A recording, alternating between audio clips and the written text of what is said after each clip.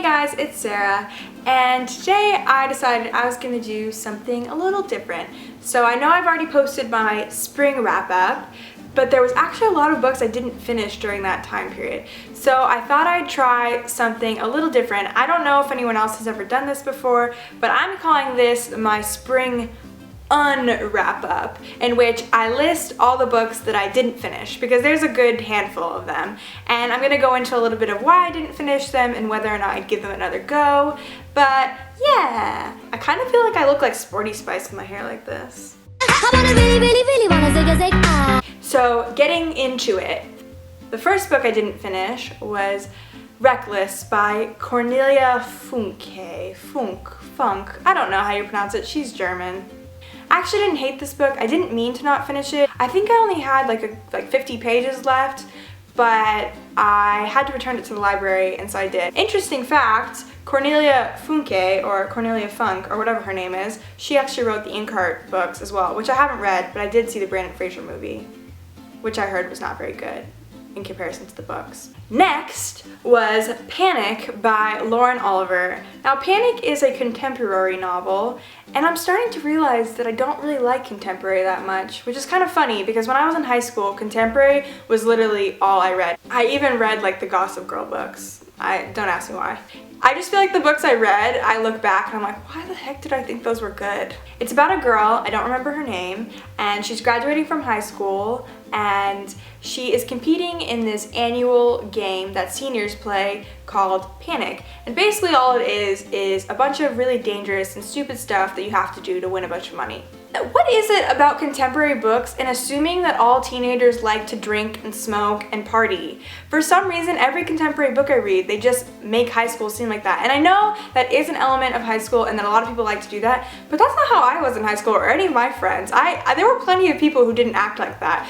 So I kind of gave up on this book. I honestly can't tell you anything else about the plot because I gave up so early, and I don't think I'm going to give it another go. I also have read Delirium by Lauren Oliver, which is a more dystopian book, and I didn't like that book either.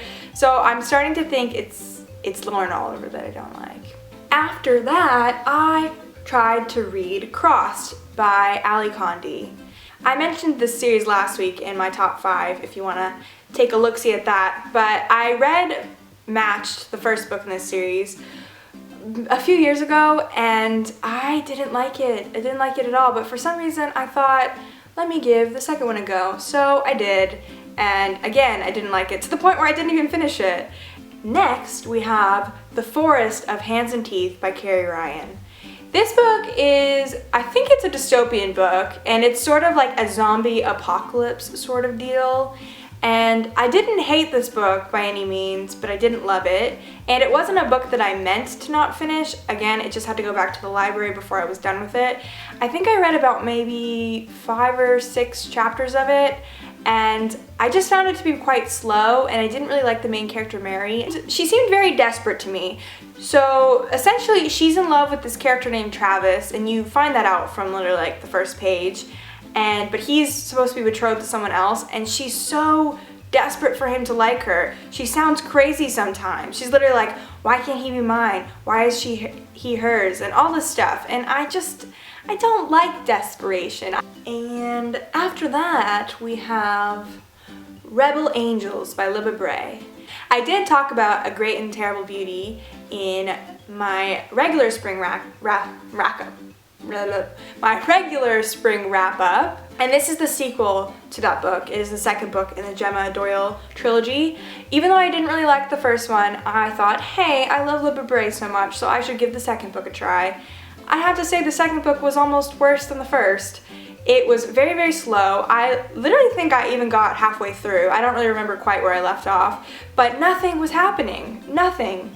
And it was so long, and I was like, I can't suffer through this. Then we have Percy Jackson, and I don't remember what the first book is called, but I was trying to read the first one, and I think it's by Rick Riordan. Don't make fun of me if I said it wrong. I'm not really in the Percy Jackson fandom, so I can't really say how everything's pronounced.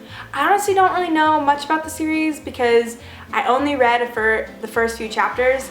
But I went into the book knowing that it was a middle grade book, but still feeling like I wanted more.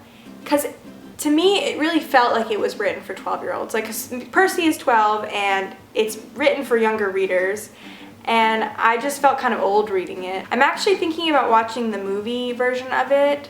I know a lot of people say it's not very good in comparison to the book, but I feel like sometimes a movie can give me a good feel of whether or not I like the series as a whole. And I know that I don't think they're planning on making any more movies, so that would also spur me to want to read the books if I liked the movie. So I'm open to it. I'm open to trying again. Let me know if I should. Then we have Fever Crumb by Phillip Reeve.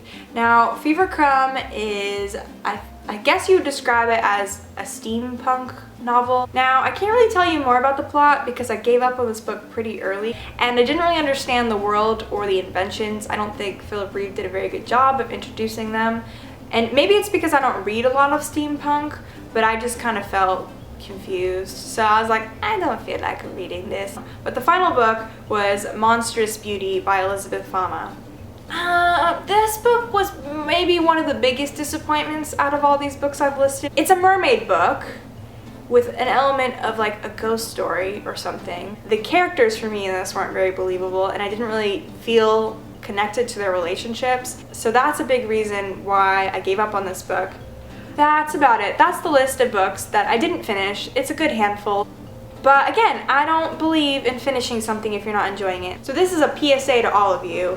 If you don't like what you're reading or watching or doing, don't make yourself do it, because you're just wasting time and you could be spending your time doing something you do like. But that was my first unwrap up. Again, hopefully I don't have to do lots of those because I'd like to be mostly just reading books that I like, but I just thought it would be fun to tell you guys about the books that I didn't like. I also tend to be someone that doesn't like a lot of things, which is unfortunate when I am trying to post my opinions on the internet, because I might just come off as very negative, but these were the things I didn't like. Yeah, so thanks for watching. Bye.